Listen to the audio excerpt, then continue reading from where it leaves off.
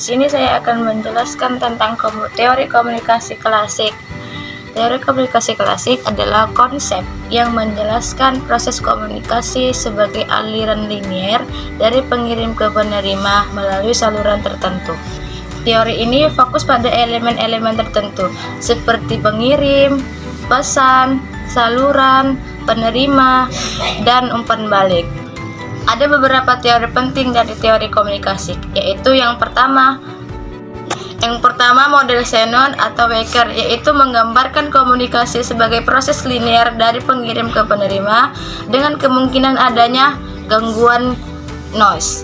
Yang kedua, model Laswell, yaitu menjelaskan komunikasi melalui 5 elemen seperti siapa, mengatakan apa, melalui saluran apa, kepada siapa, dan dengan efek apa. Teori yang ketiga yaitu teori jarum hipodermik atau menganggap audiens sebagai penerima pasif yang langsung dipengaruhi oleh media. Dan yang keempat, teori two atau step flow, yaitu menyatakan bahwa media mempengaruhi audiens melalui pemimpin opini yang meneruskan pesan kepada masyarakat.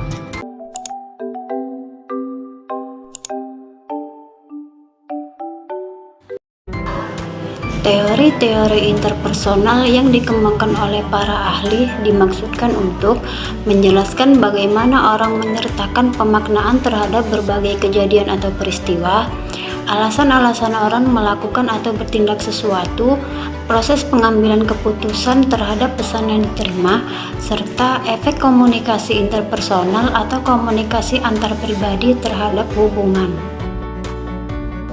Komunikasi interpersonal atau komunikasi antar pribadi adalah suatu proses interaksi antara dua orang yang dilakukan secara tatap muka atau face to face ataupun melalui media.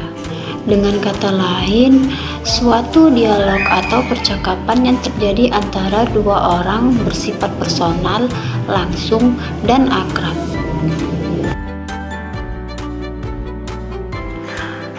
Selanjutnya, adapun ciri-ciri komunikasi interpersonal, yaitu yang pertama keterbukaan atau openness, ialah kemauan menanggapi dengan senang hati informasi yang diterima di dalam menghadapi hubungan interpersonal.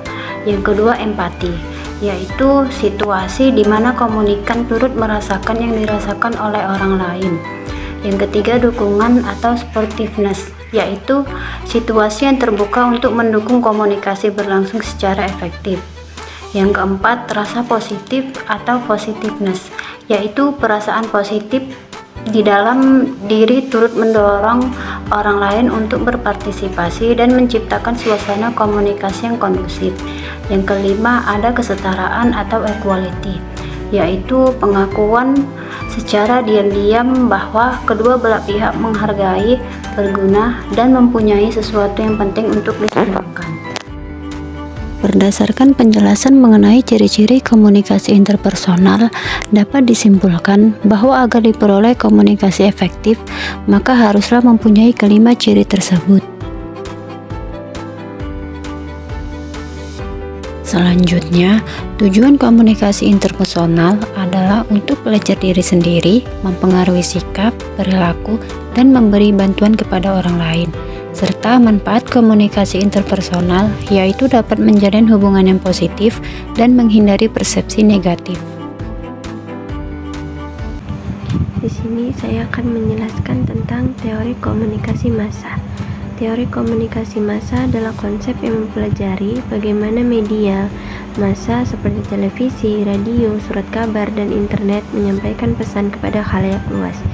Teori ini berfokus pada hubungan antara media, pesan yang disampaikan, serta dampaknya terhadap individu dan masyarakat. Beberapa teori utama dalam komunikasi massa meliputi: yang pertama, teori jarum hipodermik, yaitu menganggap bahwa media memiliki kekuatan besar dan pesan yang disampaikan akan langsung mempengaruhi penonton secara fasih. Yang kedua, teori agenda setting, yaitu media tidak memberitahu orang apa yang harus dipikirkan, tetapi media mempengaruhi topik apa yang dianggap penting oleh masyarakat. Yang ketiga, teori kultivasi, yaitu menyatakan bahwa paparan jangka panjang terhadap media, terutama televisi, dapat membentuk persepsi orang tentang realitas. Yang keempat, teori penggunaan dan kepuasan. yaitu fokus pada sebagaimana individu secara aktif memilih media berdasarkan kebutuhan dan harapan mereka. Setiap teori ini membantu memahami bagaimana media mempengaruhi opini, perilaku, dan kebudayaan dalam masyarakat. Selanjutnya, saya akan menjelaskan tentang aplikasi teori komunikasi dalam pembelajaran. Teori ini berfokus pada bagaimana pesan disampaikan antara pengajar dan pelajar untuk mencapai pemahaman yang efektif. Beberapa teori komunikasi yang umum diterapkan dalam konteks ini, meliputi yang pertama teori komunikasi linier, yaitu informasi dikirim dari pengajar ke pelajar secara satu arah. Hal ini berguna dalam ceramah atau presentasi, namun kurang melibatkan umpan balik langsung. Yang kedua, teori interaksi, yaitu melibatkan komunikasi dua arah di mana pengajar dan pelajar berinteraksi secara aktif. Diskusi kelas atau tanya jawab adalah contoh dari penerapan teori ini. Yang ketiga adalah teori transaksional, yaitu memahami bahwa komunikasi adalah proses yang dinamis dan terus berubah. Yang keempat yaitu teori konstruktivis, yaitu menekankan pentingnya pengalaman dan konteks dalam pembelajaran. Pengajar tidak hanya mentransfer informasi, tetapi juga membantu pelajar membangun pemahaman melalui interaksi dan kolaborasi. Jadi, dalam penerapannya, pengajar harus memilih strategi komunikasi yang tepat untuk mendukung pencapaian tujuan pembelajaran dan kebutuhan siswa.